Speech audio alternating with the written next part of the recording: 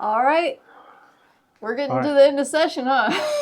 Hey, look, we're at the point in session that it's like a roll of toilet paper. The closer you get to the end, the faster it goes. Well, thank you for that one. Okay, anyways, what I want to talk to you about today is mainly the human smuggling bill. So, can you explain to everybody what exactly that does, and where it's at in the legislative process right now? Yeah, so the human smuggling bill is obviously we have laws about human trafficking, and the human smuggling bill is designed to try to criminalize the activity leading up to human trafficking. From the time someone crosses the border, the southern border, to the time they actually engage in human trafficking, we're trying to criminalize some of those activities so that we can catch these perpetrators and liberate their victims before they become victims of human trafficking. So that's really what we're attempting to do. And the way we're doing it, we're actually giving the Attorney General some more tools in his toolkit to go after businesses and nonprofits and people who would engage in human smuggling. But then the other thing we're doing is we're telling nonprofits that as long as you are abiding by the law, we'll leave you alone, and you can help these people that come across the border if that's your misguided mission. But the moment you engage in human smuggling, or through another bill that I had passed, if you are trying to help people get long-term housing in a community, then you could be civilly responsible for that. So that's what we're hoping to do with the human smuggling bill.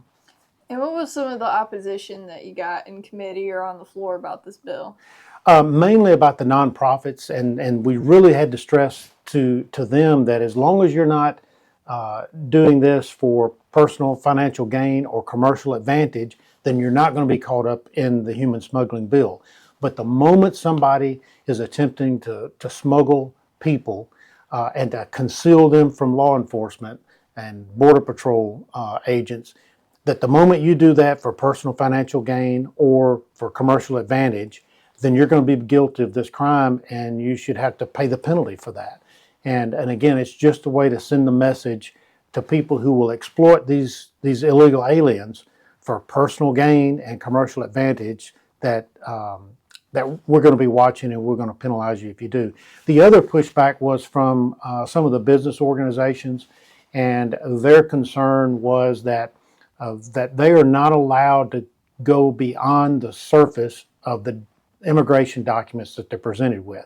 Even if the employer feels in their gut that this immigration document is not a true document, they're prohibited by federal law from asking additional information. So we had to put some language in the bill that would protect them, which we did. And I think we'll see some benefit from this human smuggling bill. I think it was an important piece of legislation. And so I assume that's one of them, but what other achievements have been your favorite this year? What success have you had? Yeah, achievements this year. Well, one I'm still working on, and that is the education bill. We're continuing to work on that because, as you know, we've got in Shelby County a school system that's as confused as a Baptist preacher is in a liquor store. And we're trying to bring some clarity and to try to force our local school district down there into making better decisions. And it's important because there are 110,000 students that deserve a better education system. And we're pouring $1.8 billion a year into a school system that has yet to increase student achievement. And so time is up on the bullshit with them, and we're going to do what we can to hold them accountable. Another piece of legislation I think was important that it took me 2 years to get passed, and that was the wetlands bill. And it was about protecting property rights so that somebody that owns a piece of property, that they are allowed to develop that property as they see fit without having to give money to some third party in order just to use your own property. And so we hopefully put a stop to that with the wetlands bill that we passed in the Senate and through the House and will soon become law. And what about disappointments? Any big disappointments this year, or not so much? Yeah, so disappointments,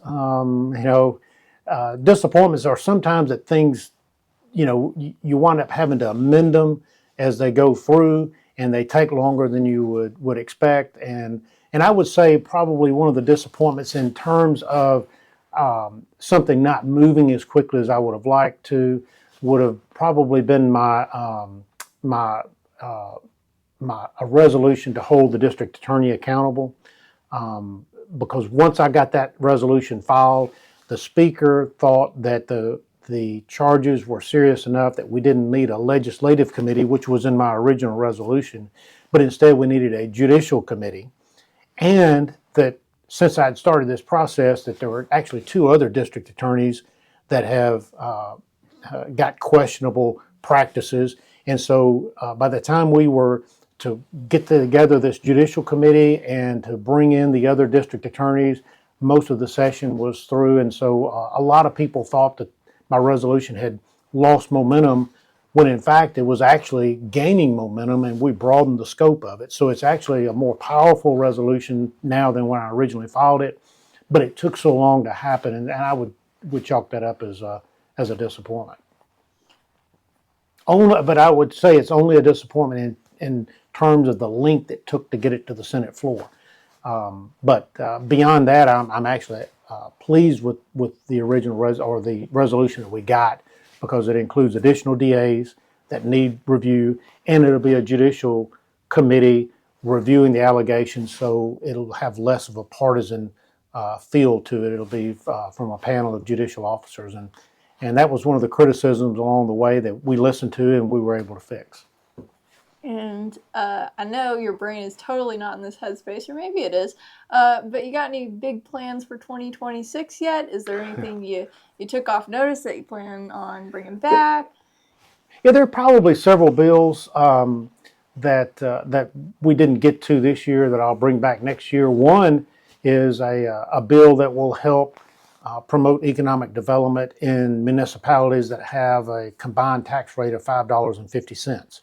And I had that bill on notice, and we just ran out of session, ran out of runway, and we weren't able to work on it.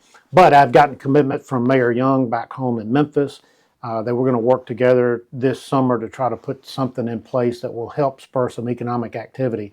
Look, we have to do what we can to make Memphis matter. If we're not careful, Memphis could enter into this death spiral and become the next Detroit. You could ask legislators what they know about Memphis, and they'll tell you three things: good barbecue, high crime, and bad schools.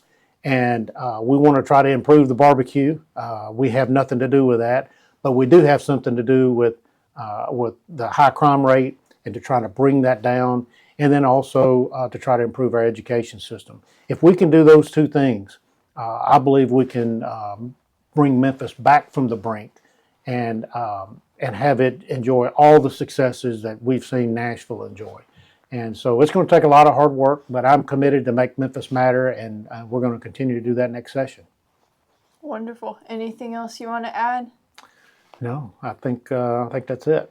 All right. Thank you. Thanks for all your hard work this year. I appreciate it. I'm glad to do it, and I'm ready to take the final exam and get home.